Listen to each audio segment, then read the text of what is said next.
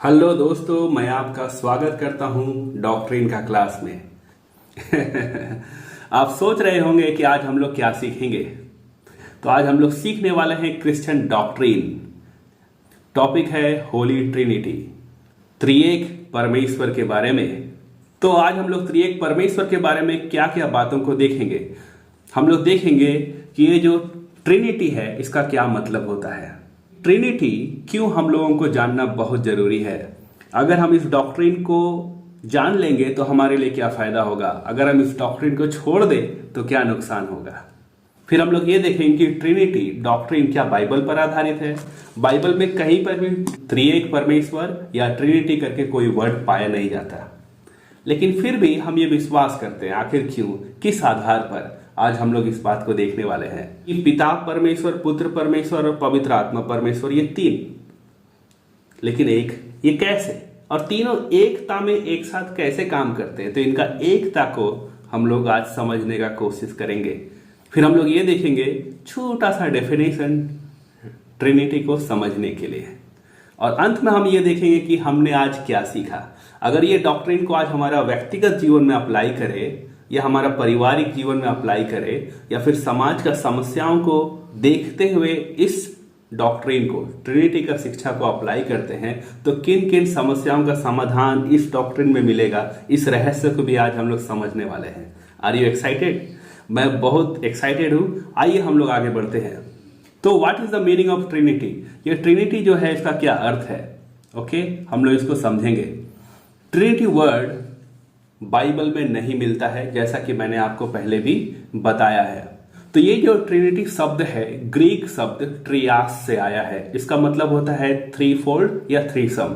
एक महान व्यक्ति थियोफिलस, जो अंताकिया का रहने वाला था, जब वो क्रिश्चियन डॉक्ट्रिन लिख रहा था 175 ईस्वी के आसपास, उसने इस शब्द का इस्तेमाल किया, ट्रियास।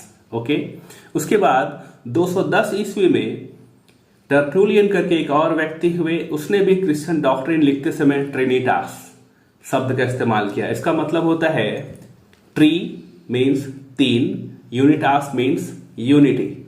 तो हम ये विश्वास करते हैं कि हमारा एक ही परमेश्वर है, लेकिन उसमें तीन व्यक्तित्व एक साथ रहते हैं, काम करते हैं। ये एक रहस्य है जिसे हम समझने का कोशिश करेंगे, ठीक है। तो ये जो है ट्रिनिटी, उसका मीनिंग समझने के लिए हम लोग इस छोटा सा डायग्राम को देखेंगे। पिता परमेश्वर, पुत्र परमेश्वर और पवित्र आत्मा परमेश्वर। हम ये विश्वास करते हैं कि परमेश्वर एक है, लेकिन उसमें तीन व्यक्तित्व, तीन व्यक्ति रहते हैं जो एक दूसरे से अलग है, लेकिन एक दूसरे के साथ मिलकर काम करते हैं और एक दूसरे के विरोध में कभी भी काम नहीं करते। ये है ट्रिनिटी का मतलब। यहां एक भाई है, बेचारा सोच में पड़ गया है कि ठीक है भैया, चलो मानते कि ट्रिनिटी है, तो अगर हम इसमें विश्वास करेंगे तो क्या फायदा है। क्यों ट्रिनिटी का डॉक्ट्रिन को स्टडी करना बहुत महत्वपूर्ण है। अगर हम स्टडी नहीं करते या इस बात पर विश्वास नहीं करते तो क्या होगा। देखो, यहां पर लिंडसेल और वुडब्रिज, इन्होंने कहा है कि जो ट्रिनिटी को पूरी तरीके से समझने के लिए कोशिश करेगा वो अपना दिमागी संतुलन खो बैठेगा, मतलब पागल हो जाएगा। और जो ट्रिनिटी को इनकार करेगा कि नहीं विश्वास करता हूं मैं ट्रिनिटी में, वो अपना आत्मा खो बैठेगा। एक बहुत बड़ा बात उन्होंने कहा है। और हमारा भी ये मानना है कि जब हम ट्रिनिटी पर विश्वास करते हैं और इसको गहराई से स्टडी करके समझने का कोशिश करते हैं, तो तब जाकर के हम अपना व्यक्तिगत जीवन और सामाजिक जीवन का समस्याओं का समाधान भी इस डॉक्ट्रिन में पाते हैं। वो कैसे, हम लोग आगे देखेंगे। यहां एक भाई है संटू। वो सवाल करता है कि क्या ये डॉक्ट्रिन बाइबल पर आधारित है। भाई बोलता है कि शो मी द प्रूफ, हम लोग को प्रूफ बताइए कि कहां पर लिखा है ये। चलिए हम लोग देखते हैं बाइबल में। तो जब हम बाइबल में देखते हैं तो हम पाते हैं कि परमेश्वर एक है, लेकिन उसमें तीन व्यक्तित्व वास करता है, और ये तीनों एक दूसरे से अलग है, लेकिन फिर भी एक साथ है और एक परमेश्वर है। ये बाइबल पर आधारित है। सबसे पहले हम इस बात को देखेंगे कि बाइबल इस बात को बताता है कि परमेश्वर एक है। तो कौन कौन सा वचन इस बात को बताता है, यहाँ नीचे पीला रंग का जो दिया हुआ है उसमें हमने वचन बता दिया है। आप वचन को नोट कर लीजिए। कुछ वचन मैं इस्तेमाल कर रहा हूं, कुछ वचन आप अपने से स्टडी कीजिएगा। बाइबल इस बात को बताता है, व्यवस्था विवरण 6 उसका 4 में, the Lord our God is one Lord, हमारा प्रभु परमेश्वर एक ही परमेश्वर है। ओके, और फिर यशाया में कहता है कि मैं ही परमेश्वर हूं और भविष्य में भी मैं ही हूं। यशाया 43 में बोलता है कि मैं ही परमेश्वर हूं, दूसरा कोई भी नहीं।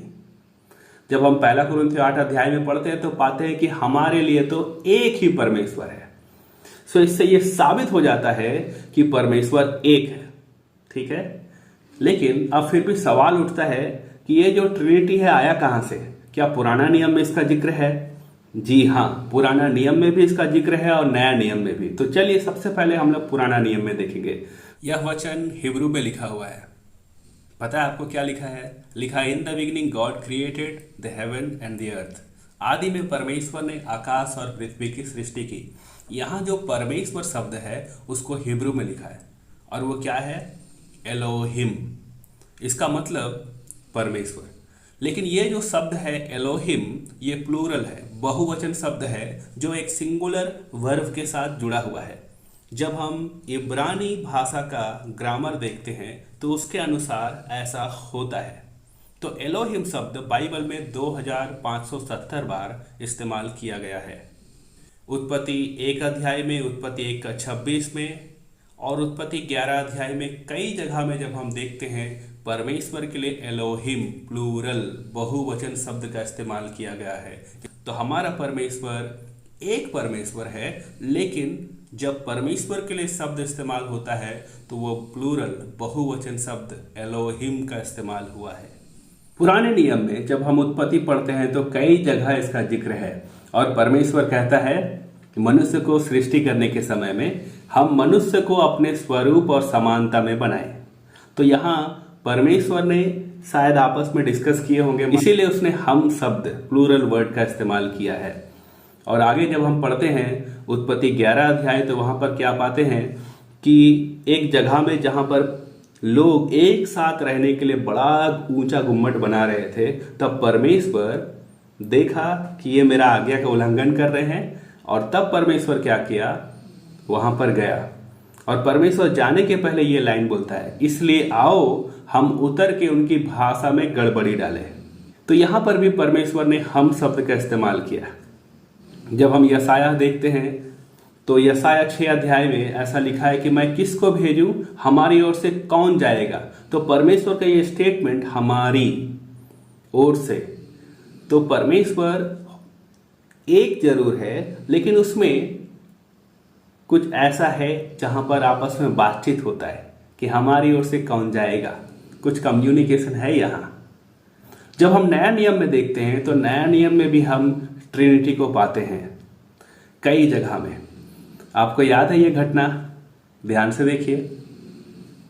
यीशु मसीह बपतिस्मा लेकर ऊपर आए हैं और फिर पवित्र आत्मा कबूतर के समान नीचे उतर रहा है और उसी समय ऊपर से एक आवाज आता है।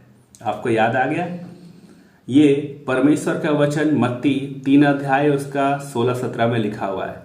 यहाँ लिखा है, यीशु बपतिस्मा लेकर तुरंत पानी में से ऊपर आया और देखो उसके लिए आकाश खुल गया और उसने परमेश्वर के आत्मा को कबूतर के समान उतरते अपने ऊपर आते देखा और देखो यह आकाशवाणी हुई, यह मेरा प्रिय पुत्र है जिससे मैं अत्यंत प्रसन्न हूँ।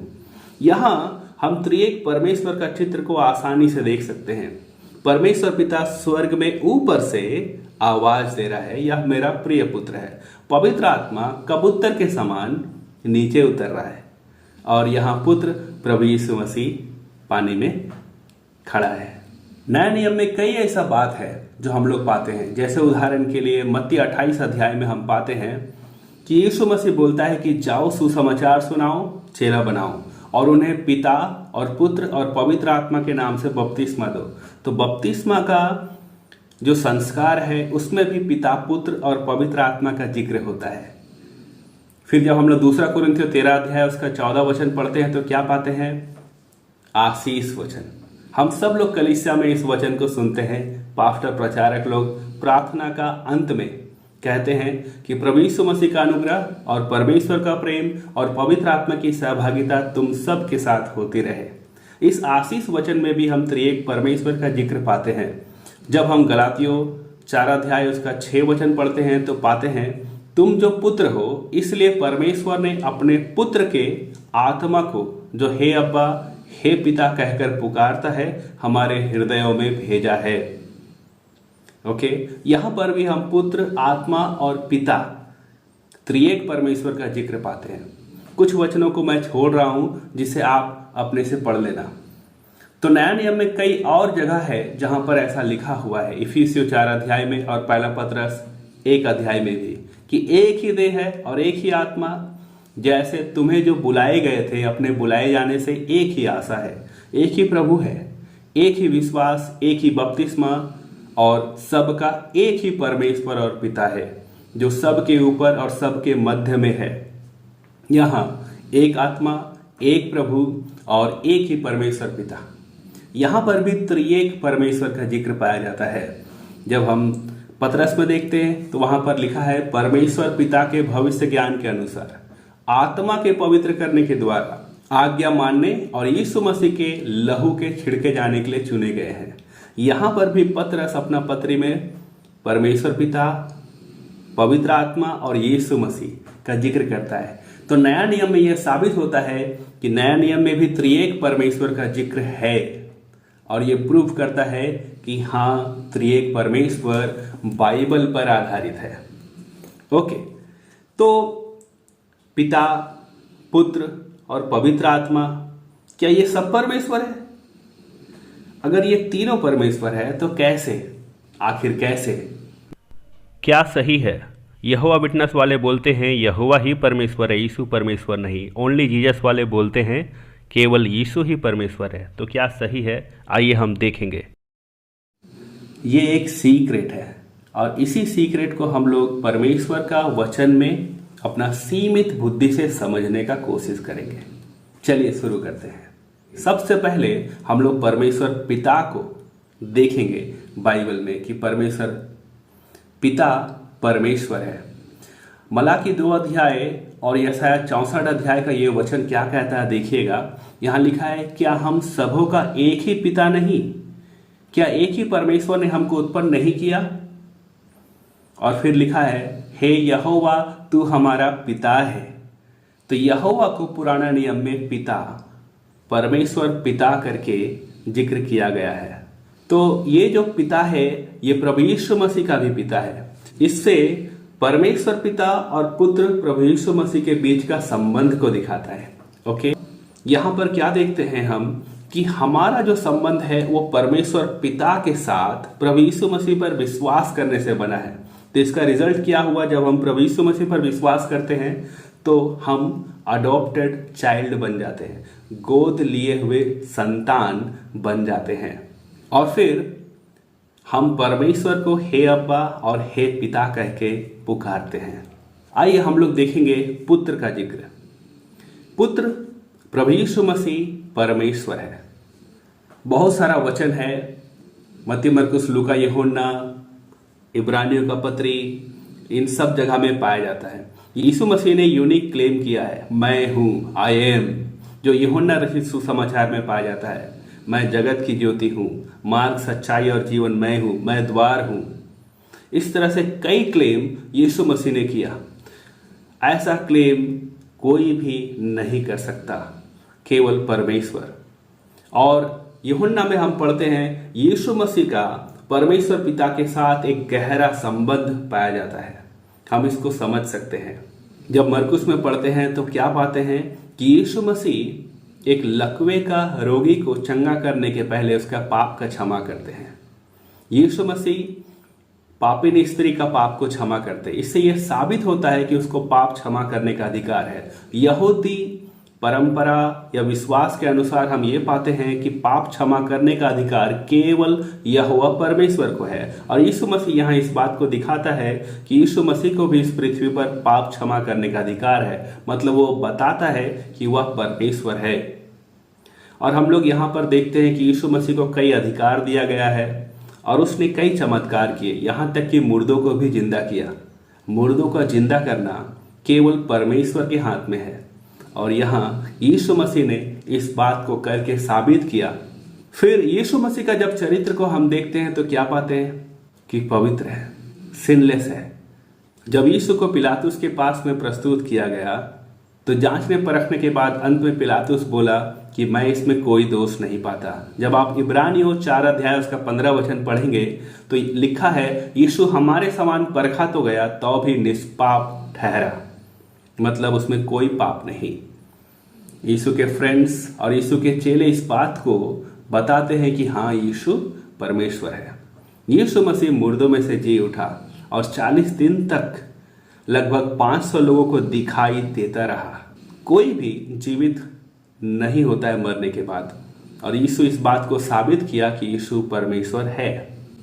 और चेले यीशु को प्रभु, जो परमेश्वर के लिए जो शब्द इस्तेमाल होता है यहूदियों का मान्यता के अनुसार, वही शब्द चेले यीशु को बोलते थे, प्रभु। तो इससे यह साबित होता है कि यीशु परमेश्वर है। क्या पवित्र आत्मा भी परमेश्वर है? आइए देखते हैं कौन कौन सा वचन इस बात को प्रूफ करता है। खास करके नया नियम में जब हम देखते हैं तो कई ऐसा वचन है जो साबित करता है कि पवित्र आत्मा भी परमेश्वर है। जब हम लोग पढ़ते हैं प्रेरितों के काम 16 अध्याय में तो वहां पर लिखा है यीशु का आत्मा, ठीक है। और आगे जब हम वचन में पढ़ते हैं रोमियो और गलातियों में तो लिखा है पिता का आत्मा। सो पुत्र यीशु का आत्मा, पिता का आत्मा। तो पवित्र आत्मा जो है पिता और पुत्र का आत्मा है, और पवित्र आत्मा में जीवन देने का शक्ति है। जब हम बाइबल में कई जगह मसीह में, आत्मा में जीवन का इस शब्द का इस्तेमाल हुआ है, इससे यह पता चलता है कि पवित्र आत्मा परमेश्वर है। पवित्र आत्मा को एक दूसरा नाम दिया गया है, वो है काउंसलर, कंफर्टर। यीशु मसीह अपना मृत्यु के पहले चेलों को बोलते रहे हैं कि मैं जाऊंगा और मेरे बाद एक सहायक आएगा जो तुम्हें सांत्वना देगा, जो तुम्हें संभालेगा, सिखाएगा। यीशु मसीह के जाने के बाद पवित्र आत्मा सेवकाई को आगे बढ़ाया, हम इस बात को जानते हैं। हम यहाँ पर पवित्र आत्मा परमेश्वर का भी जिक्र पाते हैं, पवित्र आत्मा भी परमेश्वर है। तो अब सवाल यह है कि पिता, पुत्र और पवित्र आत्मा, क्या ये तीनों के बीच एक परमेश्वर होने के बावजूद क्या एकता है या आपस में कोई विरोध भी है? तो इस यूनिटी को हम लोग समझने का कोशिश करेंगे और इस यूनिटी को हम लोग इस डायग्राम के माध्यम से समझने का कोशिश करेंगे। पिता, पुत्र और पवित्र आत्मा। हम यहाँ पर देख सकते हैं पिता परमेश्वर है, पुत्र परमेश्वर है, पवित्र आत्मा परमेश्वर है। लेकिन पवित्र आत्मा पुत्र नहीं है, पुत्र परमेश्वर पिता नहीं है और परमेश्वर पिता पवित्र आत्मा नहीं है, ये अलग है। लेकिन इसमें एकता कैसे है, आइए हम लोग इसको समझेंगे। हम एक मनुष्य में पाते हैं बुद्धि, भावना और इच्छा।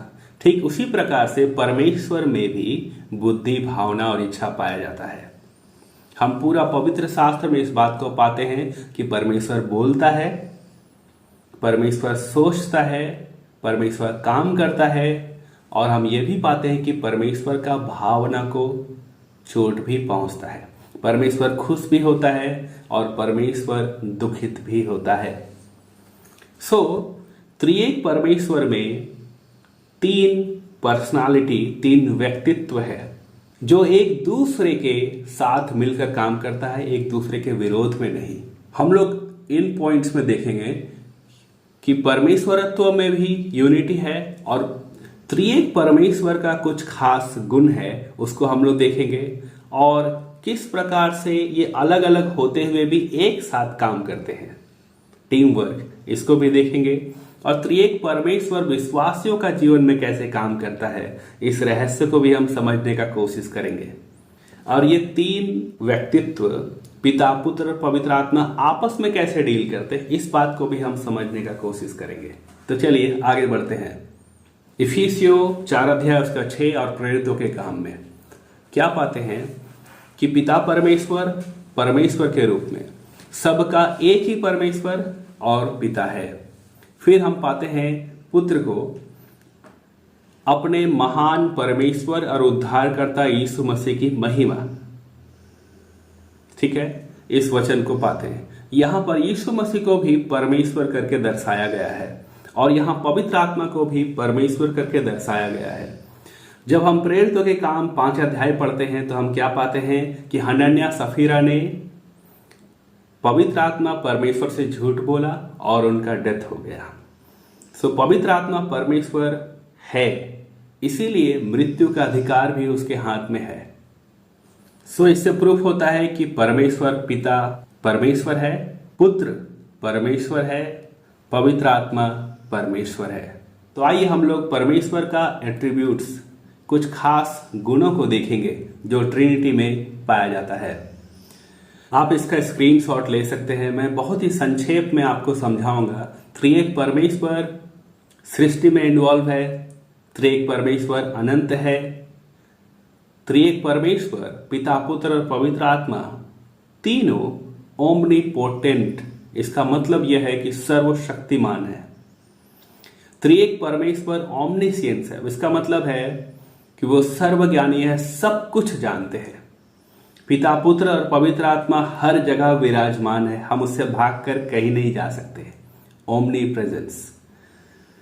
पिता पुत्र पवित्र आत्मा पवित्र है, ट्रुथ है और लविंग है, प्यार करते हैं हमसे और एक दूसरे से। ओके, आइए हम लोग देखेंगे पिता पुत्र और पवित्र आत्मा एक होते हुए भी कैसे अलग तरीके से काम करते हैं। जब हम सृष्टि की बात करते हैं तो उत्पत्ति 1 अध्याय और उसका 3 वचन में हमने देखा कि परमेश्वर बोलता है और जो वचन से वो बोलता है वो वचन लोगोस असल में प्रभु यीशु मसीह है। जैसा यूहन्ना 1 अध्याय और उसका 1 वचन और यूहन्ना 1 अध्याय और उसका 14 वचन से साबित होता है कि आदि में वचन था और वचन परमेश्वर के साथ था। और यही वचन यूहन्ना 1 अध्याय उसका 14 में लिखा है कि देहधारी हुआ, मतलब यीशु मसीह इस पृथ्वी में आया। और फिर हम पढ़ते हैं उत्पत्ति 1 का 2 में कि पृथ्वी बेडौल और सुनसान था और वहां परमेश्वर का आत्मा जल के ऊपर मंडराता था। सो सृष्टि में भी पिता पुत्र और पवित्र आत्मा का काम को देखते हैं। और जब बात आता है इनकारनेशन का, देह धारण का, अवतार लेने का, वहां पर भी त्रिएक परमेश्वर का जिक्र हम पाते हैं। कैसे? परमेश्वर पिता ने अपना इकलौता पुत्र दे दिया, यूहन्ना 3 का 16, आप जानते हैं। और उसके बाद हम क्या देखते हैं कि पवित्र आत्मा की सामर्थ से मरियम गर्भवती हुई। और फिर हम देखते हैं यीशु मसीह इज़राइल के अंदर बैतलहम में जन्म लेता है। जब बात करें छुटकारे का, उद्धार के बारे में, मानव जाति जो पाप में फंसा हुआ है, पाप का गुलाम है, उससे छुटकारे के बारे में, तो यहां पर भी त्रिएक परमेश्वर काम करता है। वो कैसे? हम लोग यहां देखते हैं कि परमेश्वर पिता क्या करता है, यीशु मसीह का जो बलिदान क्रूस में हुआ है उसको स्वीकार करता है एक न्यायी के रूप में। और हम यहां देखते हैं यीशु मसीह हमारे और आपके पाप के बदले क्रूस में चढ़ाया जाता है और अपना जान क्रूस में देता है। और हम देखते हैं कि पवित्र आत्मा क्या करता है, यीशु मसीह का सारा काम को खत्म करने में सहायता करता है। जब हम प्रेरितों के काम 1 अध्याय उसका 2 वचन में पढ़ते हैं तो हम ये पाते हैं कि पवित्र आत्मा यीशु को ऊपर उठा लेता है। सो पिता पुत्र और पवित्र आत्मा का काम रिडेम्पशन में भी हम पाते हैं। और जब बात करते हैं हमारा मोक्ष या उद्धार के बारे में, तो यहां पर भी त्रिएक परमेश्वर काम करता है। कैसे? जब आप पढ़ेंगे लूका 15 अध्याय में तो हम यहां पर पाते हैं उड़ाव पुत्र का कहानी।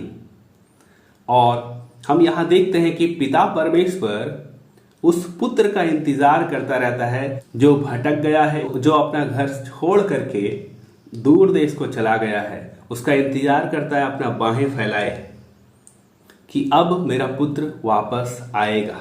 और जब वो आता है उसको माफ करता है, गले लगाता है और नया कपड़ा देता है और उसको स्वीकार कर लेता और एक पार्टी देता है। ये दृष्टांत से हम परमेश्वर पिता का काम को हमारा उद्धार के लिए समझ पाते हैं। लूका 15 अध्याय में एक और दृष्टांत है कि एक व्यक्ति का 100 भेड़ था, उसमें से एक भेड़ खो जाता है। तो क्या होता है, वह 99 भेड़ को छोड़कर एक भेड़ जो खो गया है उसका तलाश में जाता है, अपना जान जोखिम में डालकर, और उस भेड़ को जो खो गया था उसे वापस लेकर आता है। वो जो चरवाहा है वो प्रभु यीशु मसीह को दर्शाता है कि यीशु मसीह खोए हुए भेड़ के लिए, हम पापियों के लिए इस धरती पर आए। और फिर हम लोग क्या देखते हैं इफिसियों 1 उसका 13 वचन में कि जब हम प्रभु यीशु मसीह को ग्रहण करते हैं, पवित्र आत्मा हम में आता है और पवित्र आत्मा का मुहर, छाप हम पर लग जाता है कि हम परमेश्वर के हैं। जब हम बात करें कम्युनियन की, संगति की, तो यहां पर भी त्रिएक परमेश्वर काम करता है। परमेश्वर पिता हमें निमंत्रण देता है कि आओ हम परमेश्वर पिता के साथ संगति करें, और पुत्र यीशु मसीह क्रूस में अपना जान दे करके हमारा और परमेश्वर का जो संबंध है उसको जोड़ देता है, रिकंसिलिएशन करता है, मेल मिलाप करा देता है। और हम क्या देखते हैं कि पवित्र आत्मा हमें सहायता करता है हमारा आत्मा में कि हम परमेश्वर के साथ संगति रख सके, गहरा संबंध स्थापित कर सके। जब हम प्रार्थना करते हैं वहां भी त्रिएक परमेश्वर काम करता है। जब हम प्रार्थना करते हैं तो परमेश्वर पिता जो स्वर्ग में है वो हमारा प्रार्थना को स्वीकार करता है। हम किसके नाम से प्रार्थना करते हैं? प्रभु यीशु मसीह के नाम से प्रार्थना करते हैं। अब पवित्र आत्मा कहाँ गया? एक्चुअली पवित्र आत्मा हमें अंदर ये बताता है, सिखाता है कि प्रार्थना कैसे करना है। लिखा है क्योंकि हम नहीं जानते कि प्रार्थना किस रीति से करना चाहिए, लेकिन पवित्र आत्मा आप ही आहें भर भर कर हमें प्रार्थना करना सिखाता है, जो बयां से बाहर है। जब हम बात करें रीजनरेशन की, नया जन्म की, नया बनने की, तो यहाँ पर पवित्र आत्मा हमें कायल करता है कि हम पापी हैं और हमारे अंदर में पश्चाताप उत्पन्न करता है और हम प्रभु यीशु मसीह को ग्रहण करते हैं। प्रभु यीशु मसीह का लहू हमारे पापों को धो डालता है और परमेश्वर पिता हमारा नाम जीवन का पुस्तक में लिख लेता है। जब हम बात करें आने वाला समय की, तो आने वाला समय बड़ा महिमा का समय होगा और उस समय भी परमेश्वर पिता क्या करेगा? राज्य करेगा 1000 साल, जो पहला कुरिन्थियों 15 उसका 24 में है। और प्रभु यीशु मसीह क्या करेगा? जब हर एक व्यक्ति जो मसीह में सो गए हैं या हम जो जीवित रहेंगे, हमारा शरीर बदल जाएगा, महिमावान शरीर बन जाएगा, अमर शरीर हो जाएगा, एक स्वर्गीय देह हमें दिया जाएगा यीशु मसीह के द्वारा से। और पवित्र आत्मा हमें इनविटेशन देता है कि आओ आओ परमेश्वर के घर में। हमें पवित्र आत्मा इनविटेशन देता है। सो यहां पर भी हम पिता, पुत्र और पवित्र आत्मा का काम को देखते हैं। अब सवाल ये उठता है कि पिता, पुत्र और पवित्र आत्मा विश्वासी का जीवन में कैसे काम करता है? तो इसका जवाब ये है, 2 कुरिन्थियों 6 उसका 16 और कुलुस्सियों और यूहन्ना में कई जगह में इस बात का जिक्र है। हम तो जीवते परमेश्वर के मंदिर हैं, परमेश्वर हम में वास करता है। और लिखा है कि मसीह जो महिमा का आशा है तुम में रहता है, तो यीशु मसीह भी हम में रहता है। और कुरिन्थियों में यह भी लिखा है कि तुम्हारी देह पवित्र आत्मा का मंदिर है, क्या तुम नहीं जानते? तो पिता, पुत्र और पवित्र आत्मा हम में वास करता है। कई बार लोग बोलते हैं कि हम पवित्र आत्मा का मंदिर है। ठीक है, केवल पवित्र आत्मा का नहीं, हम त्रिएक परमेश्वर का मंदिर है। त्रिएक परमेश्वर हम में वास करता है। हालेलुया। सो त्रिएक परमेश्वर हमारे साथ अब संगति रखता है। कई वचन में इस बात को साबित करता है, आप उसको पढ़ लीजिएगा। सो सवाल यह है कि अब कैसे त्रिएक परमेश्वर एक दूसरे के साथ डील करता है? ये 3 व्यक्तित्व, 3 पर्सनालिटी एक दूसरे के साथ कैसे डील करता है? पिता का पुत्र के साथ कैसा संबंध है? पवित्र आत्मा का पिता परमेश्वर के साथ कैसा संबंध है? आइए हम लोग देखेंगे। हम पूरे बाइबल को गहराई से स्टडी करने से ये पाते हैं कि प्रत्येक एक दूसरे से प्यार करता है, एक दूसरे का आदर करता है और एक दूसरे का ग्लोरीफाई, महिमा देता है और एक दूसरे का काम को अच्छा तरीके से कोऑर्डिनेट करता है, मिलकर काम करता है, टीम वर्क। यहाँ एक दूसरे का ऑपोजिशन में काम नहीं होता है। सो आपके लिए एक छोटा सा डेफिनेशन, परमेश्वरत्व में पिता, पुत्र और पवित्र आत्मा की एकता। सो हम लोगों ने क्या सीखा ट्रिनिटी का डॉक्ट्रिन से? हम लोगों ने सीखा कि ट्रिनिटी का डॉक्ट्रिन को हम लोग पूरी तरीके से समझ नहीं सकते, ये एक रहस्य है। फिर हमने ये सीखा कि परमेश्वर को हम तब जान सकते हैं जब परमेश्वर खुद अपने आप को हम पर प्रकट करना चाहे। और हमने ये भी सीखा कि हमारा उद्धार का काम और हमारा पवित्रीकरण, सैंटिफिकेशन में त्रिएक परमेश्वर का हाथ है। और हम प्रभु यीशु मसीह में, परमेश्वर पिता में और पवित्र आत्मा में बहुत महत्वपूर्ण व्यक्ति है। हम रॉयल प्रीस्ट और चुने हुए लोग हैं, आशीषित लोग हैं। सो हम लोगों को त्रिएक परमेश्वर को आराधना करना चाहिए। So what is the practical implication of Trinity doctrine? जो सिद्धांत है त्रिएक परमेश्वर का, इस डॉक्ट्रिन से हमारा व्यवहारिक जीवन में क्या बातें सीखने के लिए मिलता है? जब आप इस फोटो को ध्यान से देखेंगे तो आपको कुछ बातें समझ में आएगा कि त्रिएक परमेश्वर का सिद्धांत से हम कुछ बातें सीखते हैं। और वो क्या क्या बातें हैं वो हम यहाँ पर देखेंगे। सो त्रिएक परमेश्वर का जो सिद्धांत है हमारे लिए एक तरह का मॉडल है या एक तरह का प्रेरणा देने का स्रोत है। और किन किन बातों के लिए प्रेरणा, आइए हम लोग आगे देखते हैं। सबमिशन एंड रिस्पेक्ट, एक दूसरे के अधीन होना और एक दूसरे का आदर करना। फिर हम ये देखते हैं आपस में कम्युनिकेशन, बातचीत। त्रिएक परमेश्वर बातचीत करता है, हमें भी बातचीत करना है। फिर हम ये देखते हैं कि एक दूसरे से प्रेम करना। और अंत में ये देखते हैं टीम वर्क, सब मिल करके एक साथ इकट्ठा काम करना। सो इन सब बातों को हम सीखते हैं। अब इन सब बातों को हमारा व्यक्तिगत जीवन में, पारिवारिक जीवन में, कलीसिया का जीवन में और समाज का जो जीवन है उसमें हम क्या क्या सीखेंगे, या हमारा जो समस्या है उसका समाधान के लिए ये डॉक्ट्रिन हमें क्या बताता है, आइए हम लोग यहाँ देखेंगे। तो एक तरफ मैंने यहाँ समस्या का जिक्र किया है, दूसरे तरफ यहाँ मैंने ये जो डॉक्ट्रिन है इसका क्या इम्पैक्ट उस समस्या में होगा उसको बताया है। आइए हम लोग देखते हैं एक एक करके जल्दी से। समस्या ये है परिवार में डाइवोर्स, पति और पत्नी के बीच में। और ये डॉक्ट्रिन हमें सिखाता है कि पति पत्नी के बीच अच्छा कम्युनिकेशन होना चाहिए, प्यार होना चाहिए एक दूसरे से, और एक दूसरे के अधीन रहने वाला बात भी होना चाहिए। समस्या क्या बताता है? डिवीजन, फूट तोड़ देता, बातें नहीं होता। और कई परिवार में हम ये पाते हैं फेवरेटिज्म, ये मेरा फेवरेट बच्चा है। स्कूल में, कॉलेज में भी हम फेवरेटिज्म पाते हैं, राजनीति में भी हम फेवरेटिज्म पाते हैं। जबकि ये डॉक्ट्रिन हमें सिखाता है यूनिटी, एकता में रहना और समान देखभाल, समान विचार सबके लिए होना चाहिए। समाज में जब हम देखते हैं तो कास्ट सिस्टम पाया जाता है, छोटा जाति, बड़ा जाति और कई तरह का बातें हैं जो तोड़ता है। लेकिन जब हम यहाँ इस डॉक्ट्रिन में देखते हैं तो क्या पाते हैं सीखने के लिए? इक्वालिटी, समानता का अधिकार और सबके लिए बराबर सम्मान। जब हम सरकारी बातों को देखते हैं तो सरकार का नीति और नियम भी इन इक्वालिटी से भरा हुआ है, मतलब असमान है। इस डॉक्ट्रिन से हम क्या सीखते हैं? हमें पब्लिक वेलफेयर के लिए समान योजनाओं को बनाना चाहिए। जब हम समाज में देखते हैं तो जेंडर इनइक्वालिटी, समाज में जेंडर इनइक्वालिटी पाया जाता है। तू लड़की है, चल घर के अंदर रह, निकलना मत बाहर, हाँ तेरे लिए अच्छा बात नहीं है, शर्म का बात है। और लड़कों के लिए भाई जा, आज़ादी है।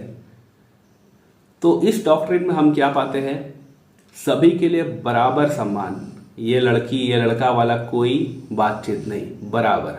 समाज में एक और समस्या ये है वन मैन शो, एक आदमी ही दिखाई देता है स्टेज में और काम होता है।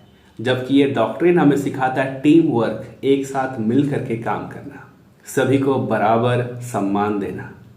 इस तरह से कई ऐसी बातें हैं जो आप इस डॉक्ट्रिन में सीखते हैं। आप खुद जब इसको गहराई से सोचेंगे आप समझेंगे। मैंने एक बात सीखा, मैं पहले सोचता था कि पवित्र आत्मा मेरे अंदर रहता है लेकिन आज मैंने जाना कि त्रिएक परमेश्वर पिता, पुत्र और पवित्र आत्मा मुझ में वास करता है, मेरे देह में। हालेलुया। सो ऐसा ही आपने भी कुछ सीखा होगा। सो आपने क्या सीखा है, आप नीचे कमेंट करके प्लीज हमें बताइए, ताकि दूसरे लोग भी देखने के लिए प्रेरित हो सके। तो आज हमने क्या सीखा उसको जल्दी से दोहराएंगे। हमने सीखा ट्रिनिटी का क्या मीनिंग होता है, फिर हमने ये सीखा कि ट्रिनिटी हमारे लिए क्यों इतना महत्वपूर्ण है, और तीसरा बात, यस, ये बाइबल पर आधारित है। और हमने ये भी सीखा कि त्रिएक परमेश्वर में यूनिटी है, और हमने डेफिनेशन को भी देखा, और ये भी सीखा अंत में कि ये ट्रिनिटी डॉक्ट्रिन हमारा व्यवहारिक जीवन में क्या इम्पैक्ट डालेगा।